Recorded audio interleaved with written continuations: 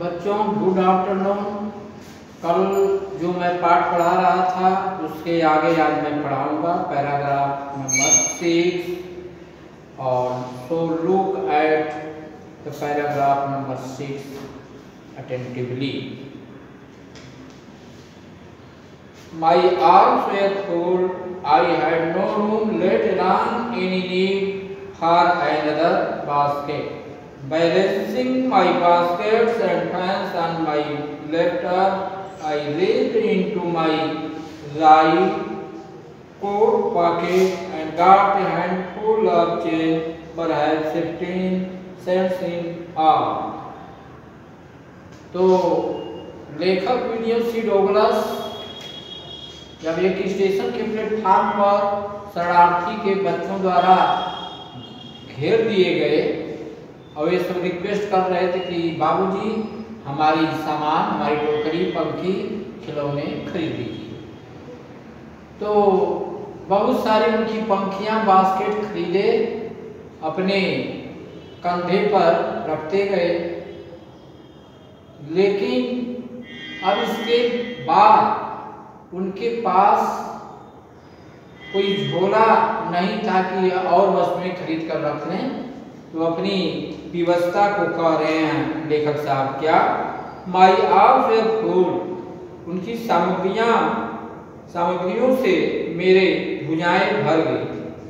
I had no room, और उस शहर में मेरे पास कमरा भी नहीं था कि मैं उन सामग्रियों को अपने कमरे में रख करके फिर से बच्चों का सामान खरीदूं। रूम भी नहीं था। Let alone my need for another basket, जिससे कि मैं फॉर अनदर बास्केट अपने जरूरत की अन्य टोकरियां भी खरीद सकें। लेकिन भुजाएं पूर्ण रूप से भरी हुई थी, मैं खरीद नहीं सका। Balancing my baskets and fans on my left arm, अपनी बाएं भुजा के कंधे पर उन टोकरियों को और पंखियों को संभालते हुए I reach into my right coat pocket. अगर शाब्दिक अर्थ लगाया जाए तो यही अर्थ होगा कि I reach into my right coat pocket, मैं अपने कोट के दाहिने पॉकेट में पहुंच गया। एक कोई सेंटेंस तो है नहीं कि मैं अपने कोट के दाहिने पॉकेट में पहुंच, ये गलत अर्थ निकाला। तो आप इसको ऐसा कहिए कि सही अर्थ निकले, यानी इसका मतलब कि I reach into my right coat pocket, मैं अपना हाथ अपने कोट के दाहिने पॉकेट में डाल दिया। I got a handful change, और गॉट ए हैंडफुल चेंज, और एक मुट्ठी, हैंडफुल एक मुट्ठी फुटकर पैसा मैं पाया। परहैप्स शायद वह पैसा 15 सेंट इन ऑल, शायद वह पैसा 15 सेंट के लगभग था। विच I deposited in the basket, जिसको मैं उसके टोकरी में डिपोजिटेड माने जमा कर दिया, मतलब रख दिया। अपने पॉकेट में हाथ डाला, दाहिने पॉकेट में एक मुट्ठी फुटकर पैसा अर्थात करीब 15 सेंट के बराबर रहा होगा, उसी पैसा को लड़की की टोकरी में डिपोजिटेड माने यहाँ पर रख दिया, भाव है रखने से। The young girl held imploringly before me, और वह छोटी सी लड़की हेल्ड इम्प्लोरिंगली प्रार्थना करते हुए, मेरे सामने प्रार्थना करते हुए, ट्राई प्रयास की, एक्सप्लेन दैट समझाने के लिए कि आई कुड नॉट, छूट नहीं गया, फिर से लो, which I deposited in her basket that young girl held imploringly before me, उस लड़की जो कि मेरे सामने खड़ी थी प्रार्थना करते हुए उसके टोकरी में रख दिया। आई ट्राई टू एक्सप्लेन, और उसको समझाने का प्रयास किया कि I could not buy the basket, मैं टोकरी नहीं खरीद सकता हूँ। But standard the gratuity as substitute, बल्कि ग्रेटिट्यूटी डोनेशन दान, सब्स्टिट्यूट खरीदने के बदले में मैं उसको दान के रूप में दे दिया। अर्थात लेखक अन्य टोकरियां वस्तुएं खरीद नहीं सकते थे, इसलिए वह लड़की को बिना खरीदे हुए, लड़की की कोई टोकरी या सामान बिना खरीदे हुए दान के रूप में एक मुट्ठी पैसा जो नियर अबाउट 15 सेंट के बराबर था रख दिए और समझाने की कोशिश किए, प्रयास किए कि अब मैं सामान खरीदने में बच्ची असमर्थ हो, खरीद नहीं सकता हूँ, इसलिए दान के रूप में यह पैसा ले लो, इससे तुम्हारी जीविका चलेगी। I realized at once what offense I had given. I realized, मैं महसूस कर गया या महसूस कर लिया, at once माने तुरंत, what offense कौन सा अपराध, offense means अपराध, I had given मैं दिया। लेकिन लड़की उस पैसा को एक्सेप्ट नहीं करती है, स्वीकार नहीं करती है, बल्कि उस पैसा को वापस कर देती है तुरंत। तभी लेखक साहब समझ गए कि What offense have been done by me, कौन सा अपराध मेरे द्वारा किया गया है कि लड़की पैसा ले नहीं रही है, वापस कर दी। उसी को करने को मैं तुरंत समझ गया कि What offense I have given, कौन सा अपराध मैं किया हूँ।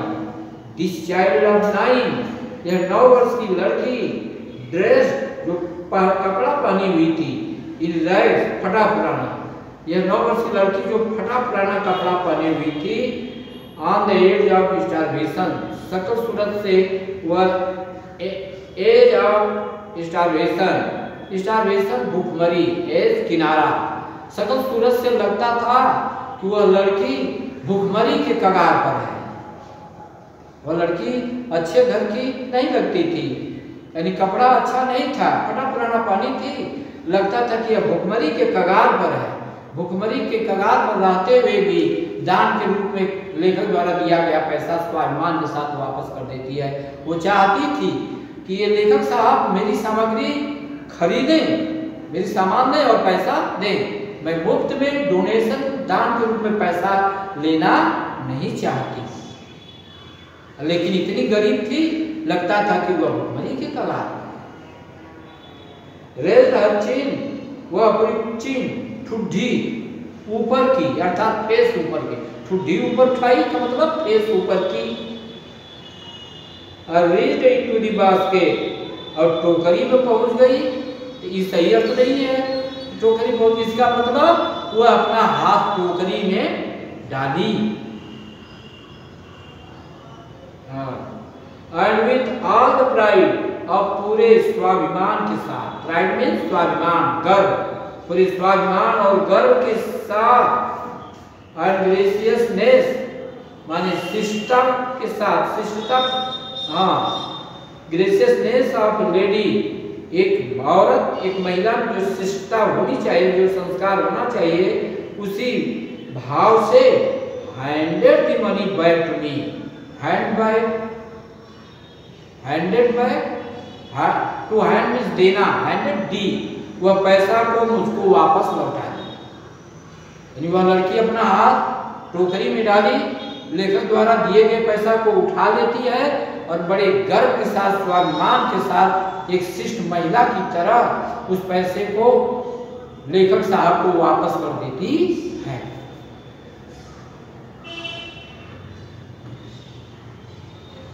There was only one thing I could do. जब लेखक ने देखा कि बिना सामान खरीदे हुए दान के रूप में दिया हुआ पैसा ले नहीं रही है, बड़े गर्व स्वाभिमान के साथ वापस कर देती है, तब लेखक साहब सोचे, क्या सोचे? There was only one thing I could do. तब वो सोचे समझे कि केवल एक ही उपाय है, एक ही चीज है, अर्थात एक ही उपाय है I could do, जिसे मुझको करना पड़ेगा। I bought the basket. एक उपाय क्या समझ में आया कि अब मैं उसकी सामान को खरीदूंगा तभी पैसा लेगी। इसलिए आई बॉट द बास्केट, मैं उस लड़की का टोकरी खरीद लिया। जब टोकरी खरीद लिया, पैसा दे दिया, तो शी वीप्ड हर आई, वह अपने आंखों को पूछी, अर्थात आंखों से जो आंसू बह रहा था उसको पूछी। आई स्माइल, मुस्कुराई, and dash down, ran away. Dash down माने रैन अवे, और भाग चली या भाग गई। द प्लेटफॉर्म, प्लेटफॉर्म की तरफ। I headed for some grass hut, और अपनी ग्रास हेड की तरफ, ग्रास हट की तरफ, अर्थात घास फूस से बनी हुई झोपड़ी की तरफ बढ़ने लगी, जाने लगी। That would have at least 30 cents, वह पैसा जो टोकरी के बदले लेखक द्वारा दिया गया था, would have at least माने कम से कम 30 सेंट, 30 सेंट के बराबर था। That night, अर्थात वह पैसा उस रात के लिए उसकी 30 सेंट की कमाई के बराबर था।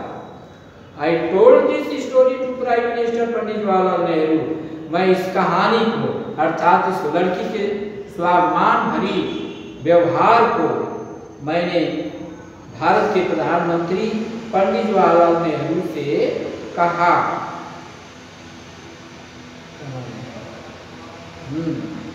प्राइम मिनिस्टर पंडित जवाहरलाल नेहरू, इस बात को मैंने पंडित जवाहरलाल नेहरू से कहा। आई टोल्ड हिम, मैंने उनसे कहा कि इट वाज वन रीजन, एक ही कारण रहा होगा। I had fallen in love with India, I had fallen in love with India, इसी कारण से मैं भारत के साथ प्रेम की भावना रखने लगा, अर्थात भारत के साथ प्यार करने लगा। क्यों?